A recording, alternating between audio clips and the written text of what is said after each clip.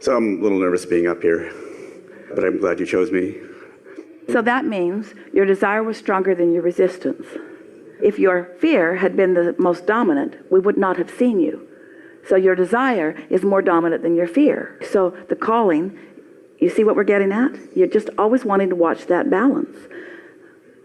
Soothe yourself, talk the fear down. Nothing serious going on here.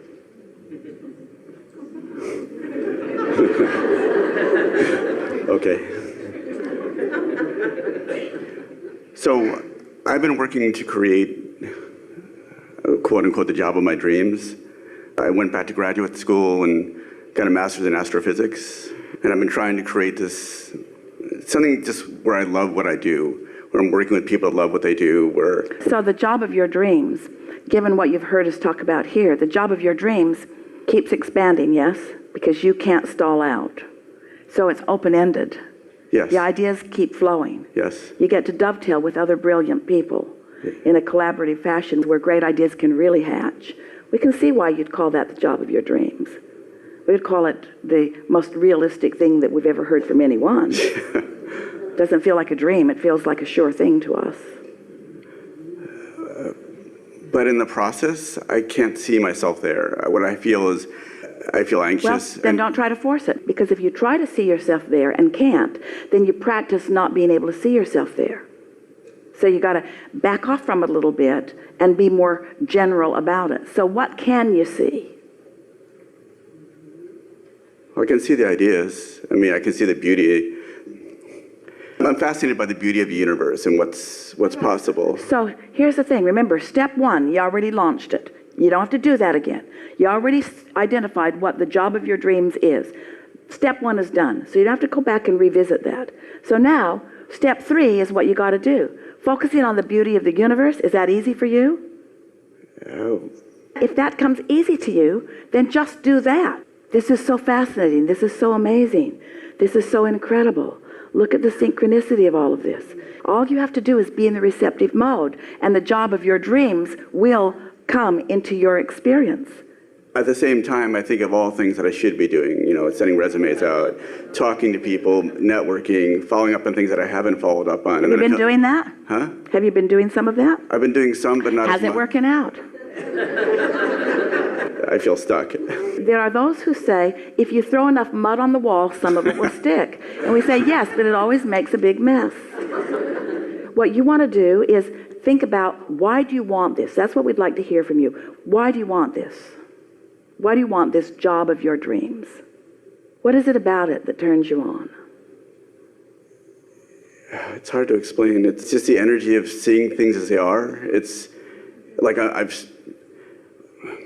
because I love the feeling of expansive thought. And I love getting to look at something differently than most others can see it.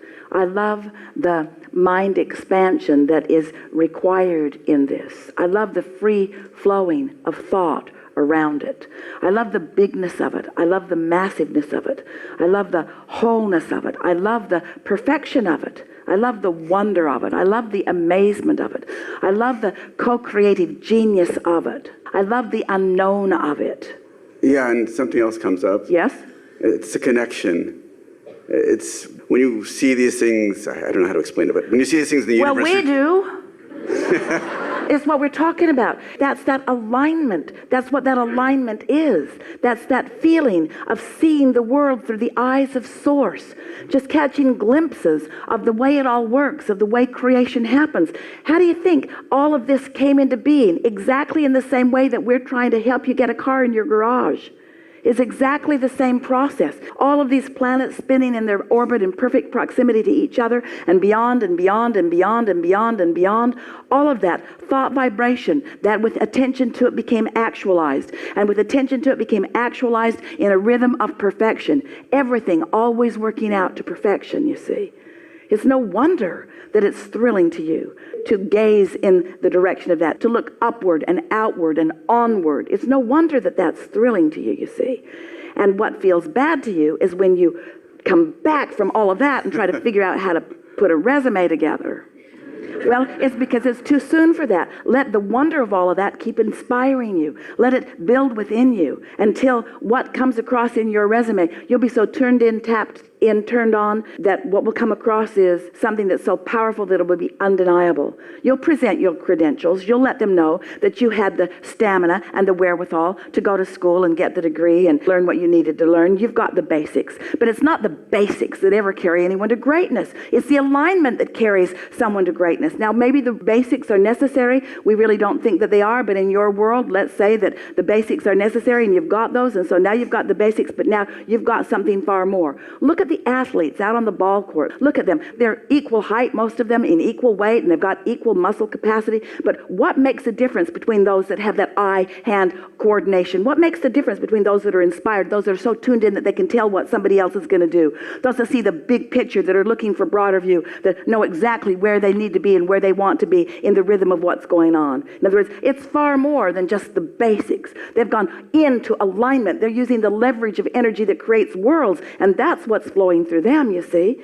So if you will allow yourself to dream more and to feel the fullness of all of that longer, rather than doing more of that mundane stuff that everybody thinks that they need to do to jump through the hoops, so you allow yourself to rise above the fray so that you are in love with the universe and all of its possibilities, then that will come across in the way that you interview, in the way that you connect, in the way that you rendezvous with others.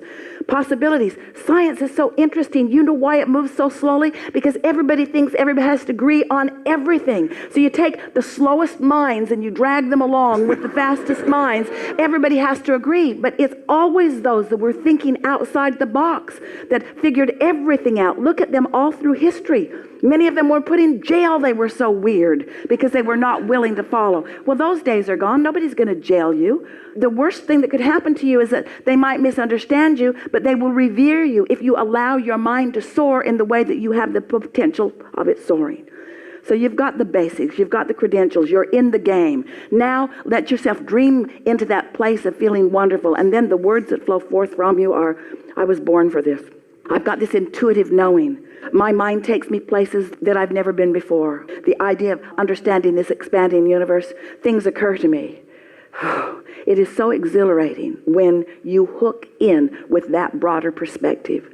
And every single invention, every single understanding, concept, mathematics, everything that has ever come into this physical world has come by one person who stood apart, who didn't do the mundane stuff that everybody else was doing, who stopped feeling guilty about jumping through the hoops that everybody was jumping through, and allowed themselves to be for a longer period of time in that atmosphere of belief and understanding. And then the thoughts begin to flow in a big, big way.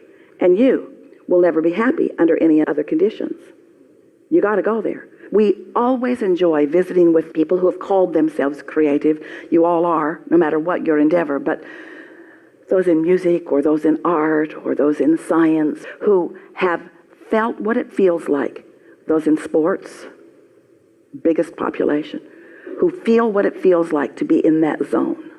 Who know what it feels like as you just catch glimpses of that alignment.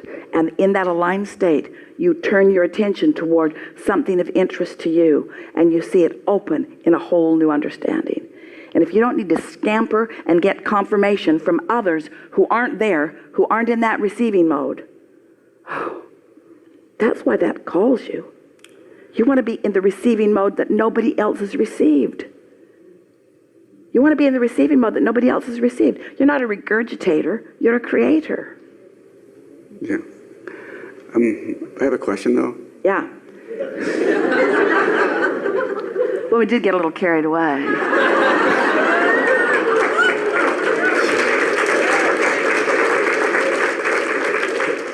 So I agree with everything you say, except there's one thing that kind of sticks with me. When you say you have the credentials, when I talk to people in the field, I have a master's right now, and they're like, well, you don't have a PhD, you don't have a postdoc. There are all these hoops that people tell me, well, we can't consider you because of these reasons, or you don't have this programming experience or whatever it happens to be. And then I get stuck because I'm like, well. Then you're talking to them too soon.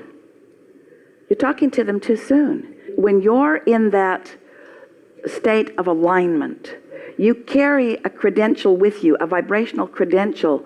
Look at the greats. What kind of credentials did Galileo have? What kind of credentials? Your credentials are the way you mundanize yourselves. Your credentials are the way you standardize yourselves. Your credentials are the way you compare yourselves in the action orientation. You're talking about inspiration. You're talking about alignment. Do you want to be part of the system that is requiring you to jump through hoops? Or do you want to tap into the genius of the universe and make something big happen? Esther and Jerry read a book a few years ago, stuck in their minds. It was a man who was talking about travel and how to make travel easy. And he was talking about how to interact with airlines and how to interact with hotels and so forth. And he said, if you ask someone to do something, make sure that they have the power to give it to you. Otherwise, you're just wasting your words. You sort of get that.